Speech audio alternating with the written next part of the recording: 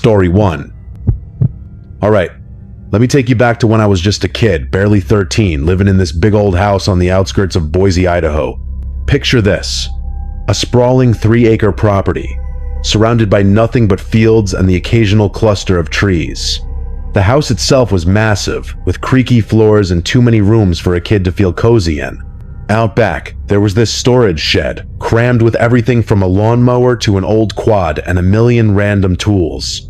My parents trusted me to hold down the fort alone sometimes. I'd been mowing the lawn and feeding the chickens since I was 10, so they figured I could handle a weekend by myself. I was mature for my age, or so they said. But that night, I realized being mature doesn't mean you're ready for everything. It was a chilly evening, and I was sprawled out in the living room, glued to my PlayStation playing Vice City. The glow of the television was the only light in the house, and I was deep in the game, blasting through missions, when, bang! A loud metallic clang echoed from the backyard. It was so sharp it cut through the game's soundtrack. My heart jumped.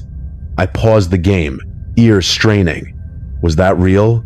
I waited, but all I heard was the hum of the fridge and the faint chirping of crickets outside. I got up, tiptoeing to every window in the house, peering into the darkness. The fields looked empty, the trees still. Nothing. Then I reached the kitchen window, the one facing the storage shed. My stomach dropped. The shed door was wide open, swinging slightly in the breeze. That door was heavy, like wrestling a bear. No way, it just popped open on its own. I stood there, frozen, staring at the black void inside the shed. My mind raced. Maybe the wind? But it wasn't windy. Maybe an animal? But what kind of animal opens a bolted door? I felt this creeping dread, like someone was out there, watching me from the shadows. The house, which always felt too big, suddenly felt like a trap. Too many corners, too many places for someone to hide. I tried to shake it off, telling myself I was just freaking out over nothing. But the open door gnawed at me. I couldn't just sit there. So, I did what any dumb, brave kid would do. I grabbed the rifle from the hall closet. It was my dad's, and I'd shot it a few times at the range. But holding it now, my hands were shaking. I stepped outside, the cold air hitting my face, and shouted, "Who's there?" My voice cracked, sounding way less tough than I wanted. No answer. Just silence, thick and heavy, like the night was holding its breath. I edged toward the shed, the rifle heavy in my arms, my sneakers crunching on the gravel. The closer I got, the more exposed I felt, like eyes were boring into my back from the dark fields. I stopped at the shed door, peering inside. It was pitch black, a maze of junk where anyone could be hiding. I shouted again, "I've got a gun." Still, nothing. My gut screamed at me to get out of there. So I slammed the shed door shut, bolted back to the house, and locked the front door. I sat by the living room window, rifle across my lap, staring at the shed, waiting for that door to creak open again. The house was quiet, but it didn't feel empty anymore. It felt like someone was already inside, waiting for me to notice. I was back in the house, locked in, sitting by the window with the rifle on my lap, eyes glued to the shed outside. The night was dead quiet, but my heart was pounding so loudly I could hear it in my ears. I kept telling myself, "Ethan, you're fine. Nobody's out there." But the open shed door had me rattled. That's when I heard it. Creak, creak, .frome upstairs. The floorboards groaned, like someone was stepping slowly and carefully. My mouth went dry. Was I imagining it? I'd been so focused on the shed, I hadn't even thought about the house itself. The idea that someone might already be inside hit me like a punch. This place was huge, with too many rooms, too many shadows. I felt like a mouse in a maze, trapped and watched. I grabbed the rifle tightly, my palms sweaty, and crept to the foot of the stairs. The hallway up there was dark, but I knew those creaks came from my parents' room. I didn't want to go up, but I had to know. I climbed the stairs, each step feeling like it took forever, the rifle shaking in my hands. At the top, I flicked on the hall light. 5 doors stared back at me. 4 bedrooms, 1 bathroom, all closed. The creak had come from the right, where my parents' room was. I got down on my knees, heart hammering, and peered under the door's crack. That's when I saw them. 2 bare feet, standing still, facing the other side. My stomach twisted so hard I thought I'd puke. Someone was in there, in my house, and I was just a kid with a gun I wasn't sure I could even use. I backed away, quietly as I could, and bolted downstairs to the bathroom, locking the door behind me. I fumbled for the landline and called my dad. No answer. I left a shaky voicemail. "Dad! Someone's in the house. Please pick up." I tried again. Nothing. He must have left his phone somewhere. Panic was choking me now. I dialed 911, whispering to the operator, telling her about the shed, the creaks, the feet. She told me to stay put, keep quiet, and wait for the cops. But then, thud, thud, thud. Footsteps came down the stairs, slow and heavy. They stopped right outside the bathroom door. I held my breath, clutching the rifle, praying the lock would hold. A deep voice cut through the silence. "What's up, kid?" It was calm, almost amused, and it froze my blood.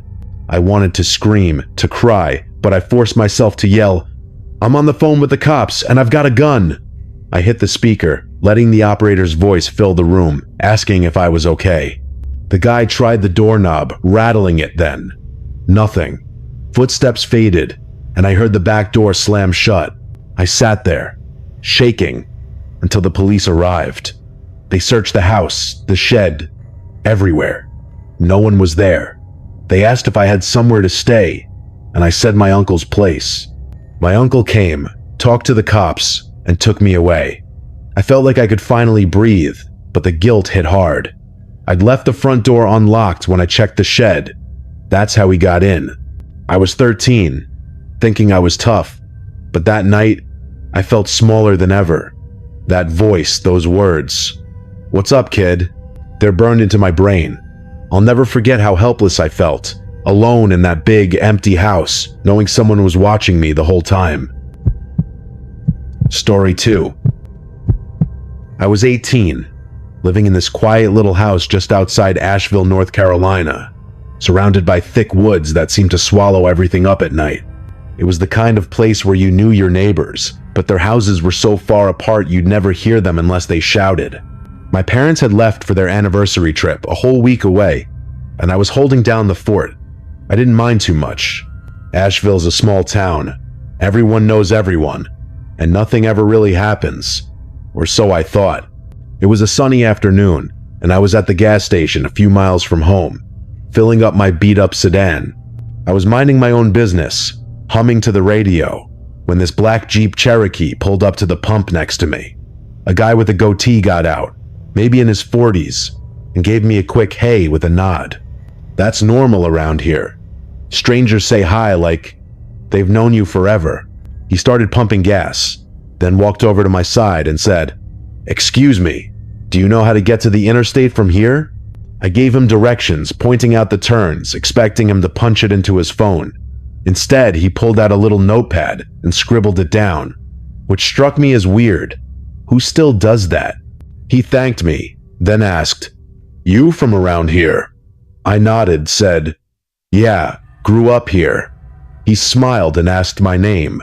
Without thinking, I said, "Lily." He repeated it, "Lily. That's a lovely name," and went back to his Jeep. I didn't think much of it, just finished pumping gas and drove off.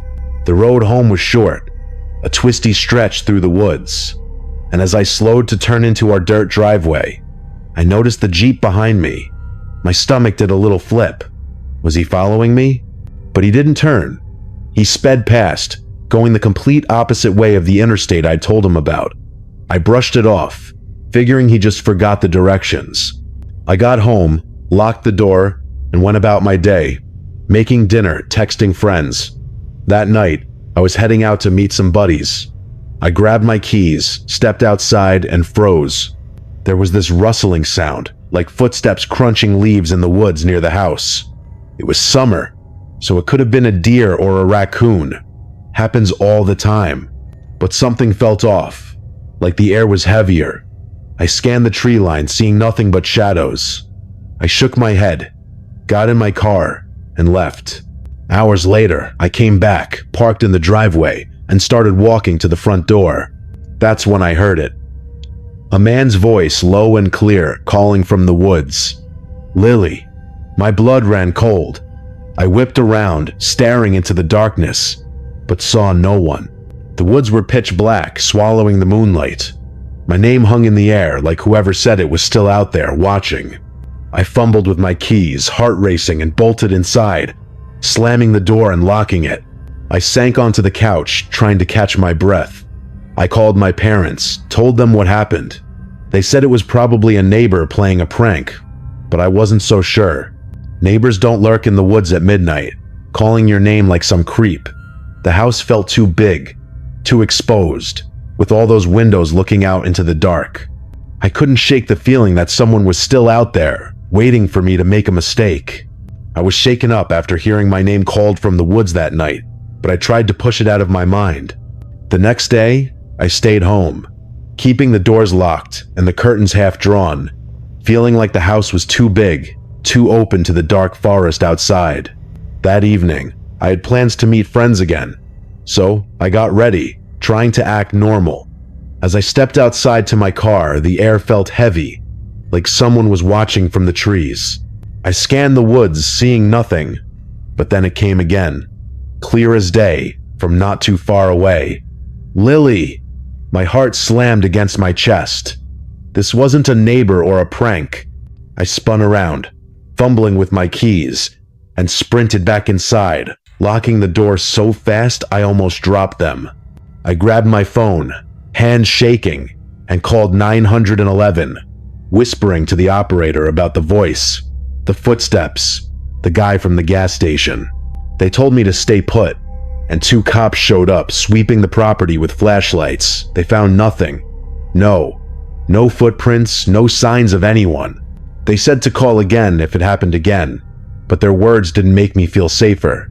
The house felt like a cage, with those woods pressing in, hiding whoever was out there. The next day, I had a late shift at the restaurant where I worked as a server. I left in broad daylight, paranoid, half expecting to hear that voice again. Thankfully, I didn't. Work kept me busy, and by the time my shift ended, it was late, and I was exhausted, just wanting to crash in bed. I drove home, the dirt road to our driveway, feeling longer than ever in the dark. I parked out front, grabbed my bag, and started walking to the door. Then I heard it. Crunch, crunch, footsteps on the gravel, too heavy to be an animal. I froze on the porch, my keys in hand, every nerve screaming. Before I could move, that same voice yelled, "Lily, don't call the cops on me again, cutie." It was mocking, chilling, like he knew exactly how scared I was. I shouted back, "You're sick!" and scrambled inside, locking the door. I called 911 again, my voice shaking as I told them everything. The cops came, searched the woods, but found no one. My parents told me to stay at a friend's house that night, and I couldn't agree more. I packed a bag, checked every window to make sure the coast was clear, and ran to my car, locking it the second I got in. As I turned the key, I saw him, a man in a face mask, right outside my driver's side door, yanking at the handle. My breath caught, like I was choking on fear. He started pounding the window with his elbow, the glass shaking with each hit. I threw the car into drive, swerving onto the grass, tires spinning as I sped down the driveway. I didn't stop, didn't look back, just drove to my friend Alex's house, sobbing the whole way while she and her dad stayed on the phone with me. The cops checked my house again, found no broken windows, no trace of him. I'm convinced it was the guy from the gas station. He followed me home, watched me, and knew I was alone. I was so stupid to give him my real name, to not notice him tailing me. That fear of being watched, of being helpless in my own home, stuck with me. It's why I moved out a few months later to an apartment where I could feel safe. But I'll never forget how small and exposed I felt, knowing someone was out there, waiting for me in the dark. Story 3. I was 16, living in a quiet suburban house on the edge of Spokane, Washington. The kind of place where the streets are lined with tidy lawns and nothing much happens after dark. It was one of those nights where my whole family was gone. Don't ask me why. I can't even remember. All I know is I was alone, holed up in my bedroom, completely lost in a StarCraft marathon. I was a total gaming nerd back then, and I'd happily spend a Friday night battling it out on my PC. My room was on the first floor, the only one with a light on, glowing like a beacon in the dark house. I was in the zone, clicking away, when the doorbell rang. Twice. Sharp and loud.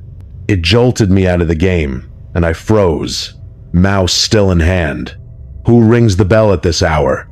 I paused the game, heart picking up a bit, and shuffled to the front door. I didn't open it right away.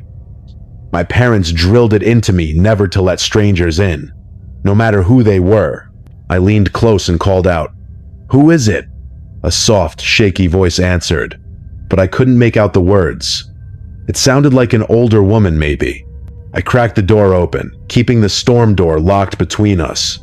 There she was, this old lady with a big, toothy smile, standing on the porch with her hands behind her back. The porch light made her face look weirdly sharp. I asked, "Can I help you?" She said she needed to use a phone and asked to come inside. My stomach twisted. I'd been taught to say no, but turning away an old lady felt so awkward. Her smile didn't waver, but it didn't feel right, like it was stuck on her face. I mumbled something about the library a few blocks away having a phone, even though I knew it was closed. I just wanted her gone. She kept smiling, but her voice got colder, saying, "That's rude," turning away an old lady who needs help. My skin prickled. I apologized, said my parents don't allow strangers in, and slowly closed the door. That smile stayed burned in my mind, like it was hiding something. I went back to my room trying to shake it off, but the house felt different now. Too big, too quiet. I sat at my desk staring at the screen, but I couldn't focus. The doorbell rang again. No way was I opening it. That lady gave me the creeps, like she wasn't all there. I told myself she'd leave, but then I heard it. Tap, tap, tap, tap. Something metal hitting my window, right behind my desk. The blinds were down, so I couldn't see, but my heart sank. My room was the only one lit up, and I felt like a target, like she knew exactly where I was. The tapping kept going, slow and deliberate, like someone was toying with me. I turned off the game's sound, my hands shaky, and just sat there, listening. The house was dead silent except for that tapping, and I felt so small, so exposed, with the dark outside pressing against the windows. I didn't know what she wanted, but every tap made me feel more trapped, like I was being watched from every angle. I couldn't stay there. I grabbed my phone and slipped into the living room, crouching in the dark, praying she'd give up and leave. But deep down, I knew this wasn't over, and that feeling of being alone, with someone out there circling my house, was suffocating. I was crouched in the dark living room, heart pounding, trying to convince myself that the old lady tapping on my window was just confused, maybe harmless. But the house in Spokane felt like it was closing in on me, every shadow hiding something. The tapping had stopped, but the silence was worse, like the calm before something awful. Then the doorbell rang again, sharp and insistent, cutting through the quiet. I stayed frozen, not daring to move. She wasn't giving up. I told myself she'd leave, that she was just some lost old lady, but that smile, those cold words about being rude, kept replaying in my head. The doorbell rang again, then a third time like she was taunting me. I was about to creep back to my room when a new voice called through the door. "Hey, have you seen my mother?" It was a man, younger, maybe in his 30s. My stomach twisted. I edged to the door, keeping the storm door locked, and saw him standing there, looking worried. I said, "Yeah, she was here earlier." He apologized, said she had dementia and wandered off. I felt a pang of guilt. Maybe I'd been too harsh, but then he asked, "Can I come in for a minute?" My guard shot back up. Why did he need to come inside? I mumbled, "We can talk through the door." I told him I heard something in the backyard, maybe his mom, and he could check there. He nodded, thanked me, and walked off the porch. I watched him go, expecting to see him head to the backyard. But when I slipped to the back window and peeked out, there was no one. No man, no old lady, just darkness. My skin crawled. Something was wrong. Why didn't he go look for her? How did he even know she came to my house? The house felt like a trap now. Too many windows, too many ways for someone to watch me. I went back to my room, turned off the light and climbed into bed, pulling the covers up like a kid scared of monsters. I left the television on low, hoping the noise would drown out my fear. Then it started again. Tap, tap, tap. Metal on my window, slow and deliberate. My heart sank. I didn't want to look, but I had to know. I crawled to the window, hands shaking, and lifted the blind just enough to see. There she was, the old lady standing outside, that same creepy smile plastered on her face, tapping a kitchen knife against the glass. My breath caught. This wasn't dementia. This felt like a game. I dropped the blind and scrambled back to bed, heart racing. The doorbell rang again, 4 times in a row. Frantic now. The tapping stopped, but I wasn't fooled. This felt coordinated, like they were trying to scare me into opening the door. I didn't have a cell phone back then, and I was too stubborn to call the cops on the landline. So I just lay there, clutching my pillow, waiting it out. Hours passed, and the noises finally stopped. The next morning, I called my dad and told him everything. He said I did the right thing not opening the door, that it sounded like a robbery setup. Maybe the lady really was sick. Maybe the guy was her son. But too many things didn't add up. Why the knife? Why the lies about the backyard? I felt so helpless that night, alone in a house that felt more like a cage, knowing someone was out there, watching, waiting for me to slip up.